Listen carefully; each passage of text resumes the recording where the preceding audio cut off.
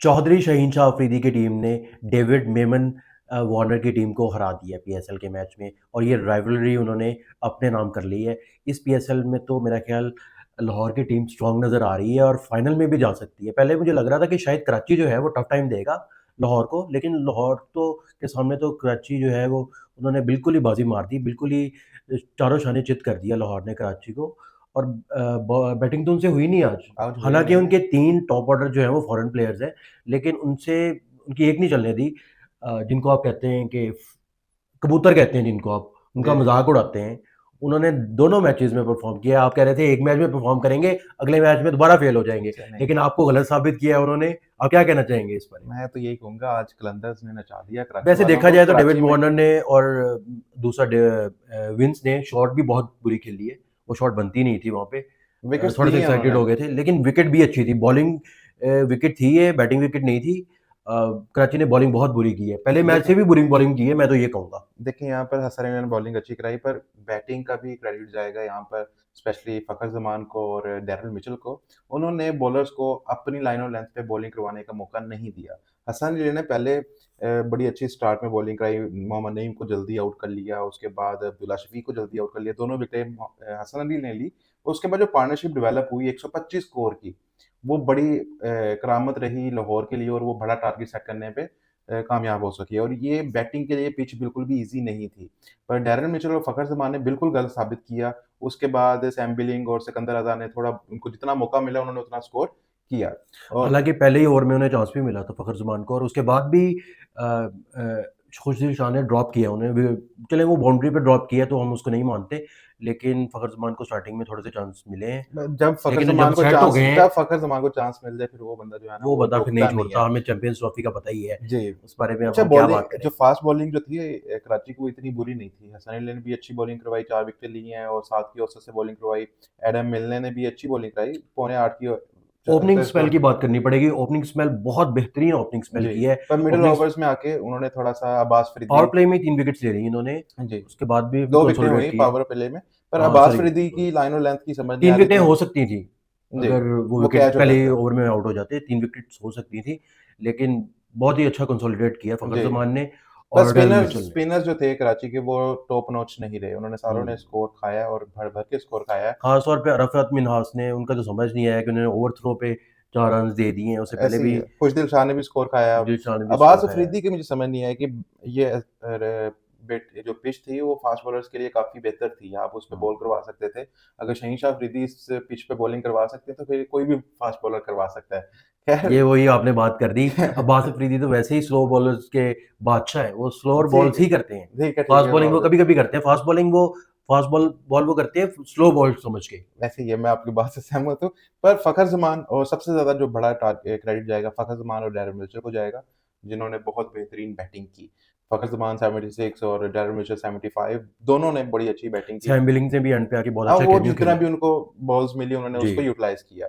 उसके बाद कराची की इनिंग्स जो थी वो बहुत ज़्यादा, मैं जब देख रहा था मुझे ऐसा लग रहा था कि मैं तो खुद पता शतरंज में मुब्तला हो गया था कि कि ये ये कैसी फुट बैटिंग कर रहे नहीं, हैं। ये तो फुटबॉल का मैच लग रहा था कि जी, जी। अच्छा, एक टीम का 1 गोल हो गया, दूसरी का 0, फिर 2 गोल हो टीम गए। साइफर्ट को भी चांस ही मिला है एक किस्म का वो।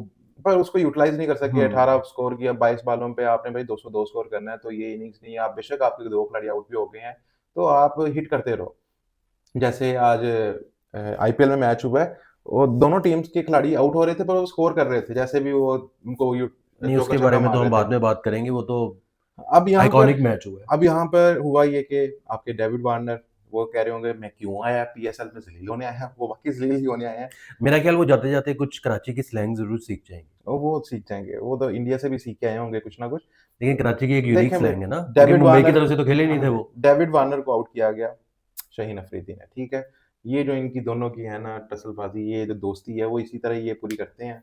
और शाहीन शाह अफरीदी ने ओपनिंग ओवर्स बहुत अच्छी कराई, पर एंड पे आके उन्होंने दोबारा से स्कोर खाया ज़रूर डेथ ओवर्स में लेकिन आके। उसका इतना फ़र्क नहीं पड़ता। वो क्योंकि आपके चलें। पास, पर हसन अली ने आज साबित किया कि वो शाहीन शाह अफरीदी से बड़ा ऑलराउंडर है।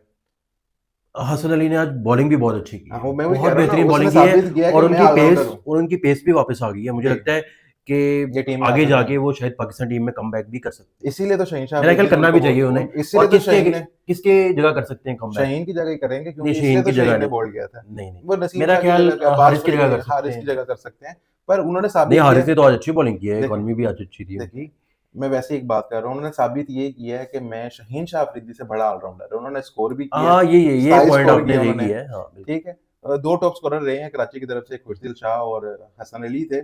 पर मुझे लग रहा था कि जब उनके 57 पे 50 के ऊपर 7 आउट हो गए थे। लेकिन आज जेम्स विम्स का दिन ही नहीं था। पहली ओवर में उन्होंने कैच ड्रॉप कर दिया फ़खर ज़मान का, और वो बाउंड्री भी हो गई, और उसके बाद बैटिंग में भी उन्होंने कुछ नहीं किया। नहीं कुछ किया, पर देखिए ना, यहाँ पे ज़रा मैं लाहौर कलंदर की भी बात करूँगा। अगली टीम के 50 स्कोर पे 7 आउट हो गए हैं, तो इसका मतलब आपको अंडर 70 पे उनकी ऑल टीम आउट करनी चाहिए, कि आपकी एक तो रन रेट को अच्छा बूस्ट मिले, मज़ीद बूस्ट बिल्कुल, मिले। बिल्कुल, पर बिल्कुल। आपने फिर भी आखिरी जो जैसा 3 आगाज़ हो गया था जी, फर्स्ट आखिरी 6 3 ओवर्स में। खिलाड़ियों ने 86 स्कोर किया। यहाँ पर फिर सवाल पैदा होता है कि आया कि लाहौर कलंदर की डेथ बॉलिंग इस काबिल है कि वो आगे जाके क्रंच मैचेस में अच्छा परफ़ॉर्म कर सके? क्योंकि यहाँ पे तो टेल एंडर्स आ गए थे। टेल एंडर्स ने तो शॉट्स खेलनी थी, उन्होंने बेशक वो जीतने ज़मान के, खान ने भी आज बेहतर बॉलिंग की है। देखिए ज़मान खान का बनता था आना, उन्होंने तो उनकी जैसे, पेस थोड़ी-सी कम हुई है, जी, पर वो उन्होंने लेकिन देखिए वो इकोनॉमिकल बॉलर रहे हैं, 3 ओवर में 16 उनको स्कोर। एक तो पिक करना बहुत मुश्किल है।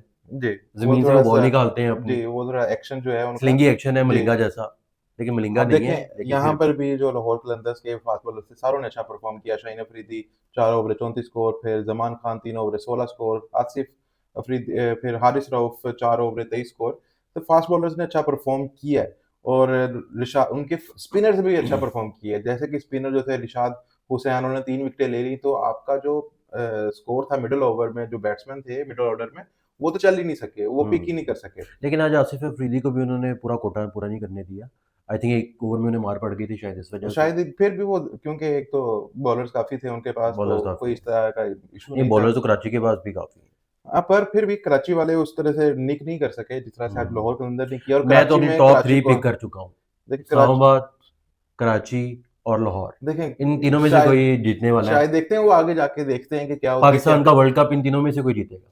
पाकिस्तान का वर्ल्ड कप, ये पाकिस्तान इसीलिए जैसे खुश हो अमेरिका में जाते नहीं हैं। होता बेसबॉल का वर्ल्ड कप होता है, जी, जी। हर चीज़ का अलग-अलग ही वो वर्ल्ड कप रखा हो, तो वो पाकिस्तान खुद ही का जीत वर्ल्ड कप जाते जो है हैं। ना, इन तीनों में से कोई जीतने वाला है। सबसे बैलेंस मुझे इस्लामाबाद यूनाइटेड लग रही है। इस्लामाबाद यूनाइटेड काफ़ी बैलेंस इस्लामाबाद टीम है। यूनाइटेड ने पिछले 7 साल से अपना एक कोर पकड़ा हुआ है। वो उसी को लेके वो चल रहे उसको हैं। नहीं छोड़ रहे, और अगर कोई दूसरी टीम अपना प्लेयर छोड़ती भी है, एक आधा बैड सीज़न होने के बाद, तो उसको भी ले लेते हैं। जी, वो वो अपना छोड़ कोर नहीं देंगे। छोड़ रहे।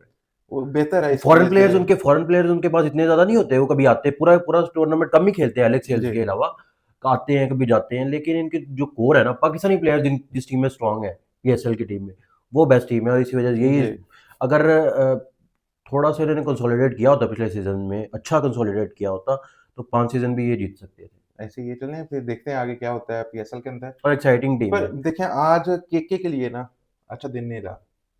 कराची किंग्स, केके, हाँ, के लिए, कोलकाता के Calcutta Knight Knight Riders, Riders. KK जो दोनों केके जो है ना, एक तो वो आप स्टार्ट अच्छा लेते हैं पर एंड पे जाके मार खा लेते हैं। बिल्कुल। आज पंजाब किंग्स ने, आज पंजाब किंग्स ने किया क्या है? मैं ये तो अपना ये हैरान हूँ, और उसके बाद केकेआर ने क्या किया? देखिए पंजाब किंग्स ने जो किया सो किया। इतना अच्छा स्टार्ट किया पंजाब किंग्स ने, 3 ओवरों में 40 स्कोर है आपका, और बिल्कुल, उस टाइम आपकी पहली विकेट गिरती है और आप कुछ भी नहीं कर पाते, ठीक है? बिल्कुल, बिल्कुल। और उसके बाद अच्छा, ये पंजाब किंग्स की एक बात अच्छी लगी कि विकेट्स गिर रही हैं, जो खिलाड़ी आ रहा है वो 2-3 चौके-छक्के मार रहा है, हुँ, और उसके बाद विकेट्स गिर रही हैं, और उन्होंने खेली भी सिर्फ 15 ओवर्स। 15 ओवर्स तो खेली है। बड़ा मुझे, और उसके बाद केकेआर ने क्या किया? मैं तो ये हैरान हूँ कि क्योंकि है ना इजीली, अंडर प्रेशर आ गया है, क्या हो गया है अंडर उन्हें? प्रेशर नहीं है, वो बहुत ज़्यादा ईज़ी लगी थी। इज़ी लेके ठीक आए। है, यहाँ पर स्टार्ट अच्छा था पंजाब किंग्स का, पर वो और उसको आपको कैरी नहीं याद कर होगा सके। पिछले सीज़न के केकेआर के आईपीएल विनिंग कैप्टन, वो ही पंजाब किंग्स के कैप्टन है इस वक़्त। जी, शायद वो इस वजह से अपनी भी हो टीम के सकता है। अगेंस्ट जो है, पर उन्होंने और हराया होम था। ग्राउंड था ये पंजाब किंग्स का, तो वहाँ पर इनका बिल्कुल। हारना बनता नहीं था, और अय्यर जो थे ना, वो बड़े प्रेशर में नज़र आ रहे थे जब इनकी जी, जी, विकेट्स जी। गिर जब रही हैं। देखें, अगर आप अपने टॉप प्लेयर को